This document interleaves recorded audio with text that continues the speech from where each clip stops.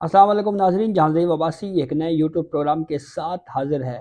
पाकिस्तान तहरीक इंसाफ के सरबराह इमरान खान के लिए एक बड़ी खबर या इसको अच्छी खबर भी कहा जा सकता है कि उनका एक बहुत अहम केस समाअत के लिए मुकर्रर कर दिया गया है, और उसके साथ साथ एक और केस भी जो बहुत अहम है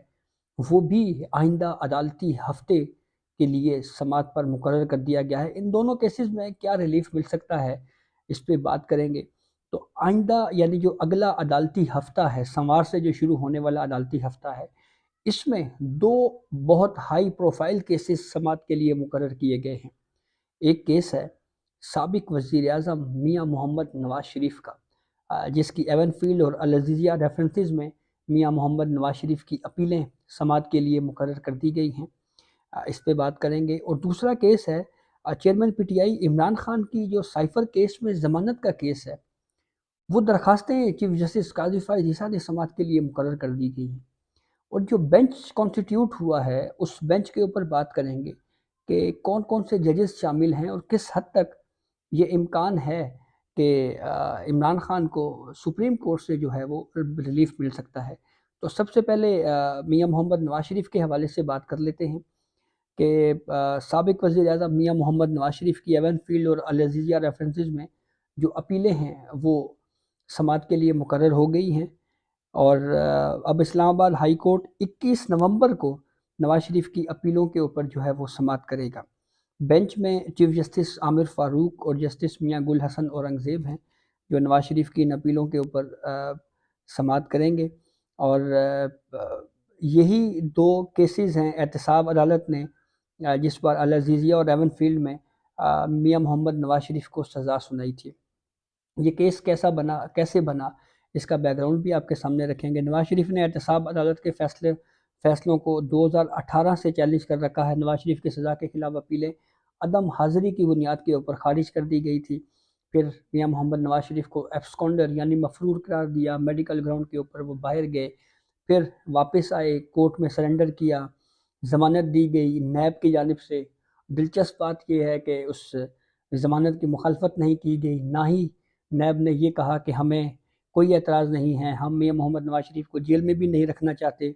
और अगर मियां मोहम्मद नवाज शरीफ की ये अपीलें जो हैं वो बहाल कर दी जाएं तो इसके ऊपर भी हमें कोई एतराज़ नहीं है। और फिर उसके बाद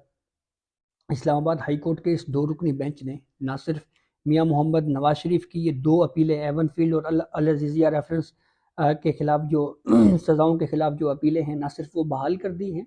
अब बाज़ाब्ता तौर के ऊपर नैब कोर्ट के फ़ैसले के ख़िलाफ़ इन अपीलों के ऊपर समाअत होगी। देखना ये होगा कि कितनी समाअतों में के बाद इसका कोई फ़ैसला मुतवक्को है। और अगर यहाँ से मियां मोहम्मद नवाज शरीफ को रिलीफ मिल जाता है तो ऑटोमेटिकली फिर वो हो सकता है आइंदा के आम इंतखाबात के लिए वो बतौर उम्मीदवार कौमी असम्बली इलेक्शन लड़ने के लिए अहल हो जाएं, क्योंकि इलेक्शन एक्ट में जो तरमीम की गई उसके बाद 621F के तहत जो डिस्क्वालिफिकेशन की मियाद है वो 5 साल कर दी गई है। लेकिन अगर ये मामला अल्टीमेटली सुप्रीम कोर्ट में आता है तो फिर सुप्रीम कोर्ट को भी इस मामले को डिसाइड इस वजह से करना पड़ेगा कि जब 621F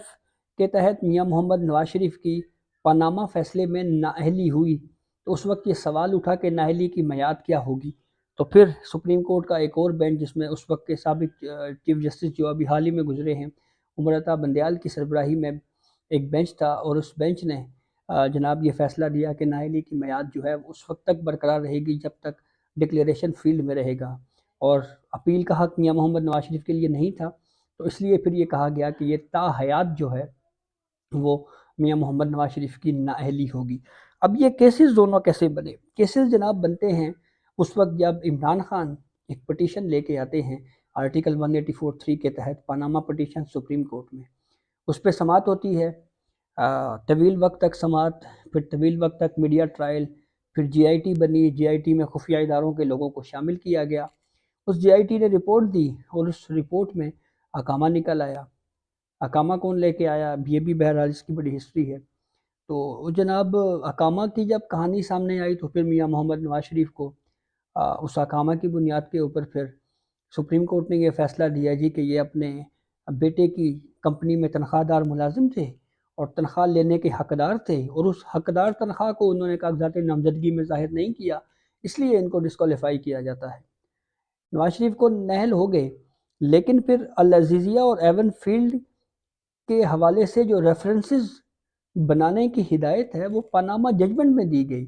اور پاناما فیصلے میں یہ لکھا گیا کہ یہ ریفرنسز بنائے جائیں، اور اگر نیب چاہے تو مزید سپلیمنٹری ریفرنسز بھی بنا سکتی ہے۔ تو یوں جناب یہ سب کچھ ہوتا رہا۔ جے آئی ٹی کو سٹنگ جج تھے جو اس وقت بھی موجود ہیں، جسٹس اعجاز الاحسن صاحب، وہ مانیٹر کر رہے تھے۔ تو یہ ساری کارروائی اس وقت ہوئی جو اب کہا جا رہا ہے جی کہ یہ پولیٹیکل انجینئرنگ ہوتی رہی، اور کچھ لوگ یہ بھی کہہ رہے ہیں کہ اس وقت آج کل جو کچھ عمران خان کے ساتھ ہو رہا ہے ماضی میں نون لیگ کے ساتھ ہو چکا ہے۔ دوسرے کیس کی بات کرتے ہیں عمران خان کی، لیکن اس سے پہلے آپ کو بتائیں کہ نواز شریف کے حوالے سے یہ بہت اہم کیس ہے۔ تو دوسرا کیس ہے سابق وزیر اعظم عمران خان کے اوپر سائفر کیس میں اسلام آباد ہائی کورٹ سے پاکستان تحریک انصاف کی قانونی ٹیم نے رجوع کیا، ان کو ریلیف نہ مل سکا، ضمانت نہ مل سکی، اور اس فیصلے کے خلاف عمران خان نے اپنے وکیل ایڈوکیٹ سلمان صفدر کے ذریعے سپریم کورٹ آف پاکستان سے رجوع کیا۔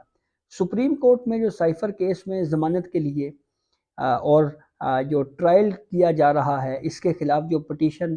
سپریم کورٹ میں فائل کی، اس میں یہ موقف اختیار کیا گیا کہ اس کیس میں قانونی تقاضے پورے نہیں کیے جا رہے، خلاف قانون پروسیس چلایا جا رہا ہے، ضمانت دی جائے، اور یہ یقین دہانی بھی سپریم کورٹ کو کروائی گئی ہے کہ ہر طرح کی شیورٹی دینے کو عمران خان تیار ہیں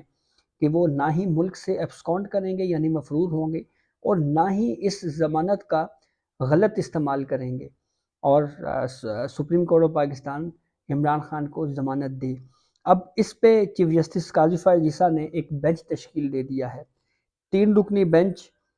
کی سربراہی جسٹس سردار طارق مسعود کریں گے۔ جسٹس سردار طارق مسعود کرمنل کیسز کے انتہائی ماہر جج مانے جاتے ہیں، اور پہلے بھی کچھ کیسز پاکستان تحریک انصاف کے جسٹس سردار طارق مسعود ہی سن چکے ہیں، اور اب جیسے پرویز الہی کا کیس ان کے پاس آیا، اسد کیسر کا کیس ان کے پاس آیا، تو اب سائفر کے کیس کی سربراہی بھی جسٹس سردار طارق مسعود کی سربراہی میں 3 رکنی بینچ کرے گا۔ بینچ کے دیگر 2 ججز میں جسٹس یحییٰ آفریدی ہیں، ایک انتہائی انڈیپینڈنٹ جج، اور فنڈامنٹل رائٹس کے لیے اور بالخصوص جو انسانی حقوق کے حوالے سے ان کا ججمنٹ جو ہے وہ ہمیشہ سے بہت اہم رہا، اور انہوں نے ہمیشہ اس کے اوپر سٹینڈ لیا ہے۔ جسٹس یحییٰ آفریدی کے علاوہ ایک تیسری خاتون جج ہیں جسٹس عائشہ ملک صاحبہ۔ جسٹس عائشہ ملک بھی ایک بہت اگر ہم کہیں تو اہم کیسز سن چکی ہیں، بالخصوص فوجی عدالتوں میں جو عام شہریوں کے ٹرائل کا کیس تھا، اس بینچ میں بھی جسٹس عائشہ ملک تھیں، اور جسٹس عائشہ ملک نے بھی یہ فیصلہ دیا تھا کہ جو فوجی عدالتوں میں عام شہریوں کا ٹرائل نہیں ہو سکتا، اس اکثریتی فیصلے سے اتفاق کیا، ان کے ساتھ رہیں، اور پھر جو پریکٹس اینڈ پروسیجر قانون کے حوالے سے فل کورٹ تشکیل دیا، اس پہ جن ججز نے مخالفت کی، ان مخالفت کرنے والے ججز میں جسٹس عائشہ ملک بھی شامل تھیں۔ تو اب یہ کیس جو ہے وہ 22 نومبر کو ان اپیلوں کے اوپر سماعت ہوگی۔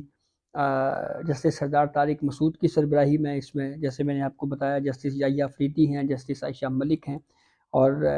فرد جرم عائد کرنے کی کارروائی کے خلاف بھی چیئرمین پی ٹی آئی نے سپریم کورٹ سے رجوع کیا تھا۔ رجسٹرار اور آفس نے پاکستان تحریک انصاف کی جو قانونی ٹیم ہے، لیگل ٹیم ہے، اس کو نوٹسز جاری کر دیے ہیں۔ تو یہ 2 اہم کیس جو ہیں وہ آئندہ عدالتی ہفتے میں لگنے جا رہے ہیں۔ 21 نومبر کو اسلام آباد ہائی کورٹ کا 2 رکنی بینچ نواز شریف کے خلاف جو ایون فیلڈ اور العزیزیہ ریفرنسز میں جو نواز شریف کو سزا ہوئی اس کے خلاف اپیلوں پر سماعت کرے گا، اور پھر اگلے ہی دن 22 نومبر کو جو ہے وہ جسٹس سردار طارق مسعود کی سربراہی میں 3 رکنی بینچ جو ہے وہ عمران خان کی درخواست ضمانت پر سماعت کرے گا۔ تو قوی امکان ہے کہ عمران خان کے لیے سپریم کورٹ سے کوئی بڑی خبر یا کوئی ریلیف ان کو مل سکتا ہے۔ تو یہ اب تک کی اپڈیٹ تھی جس سے میں آپ کو آگاہ کیا۔ بہت شکریہ۔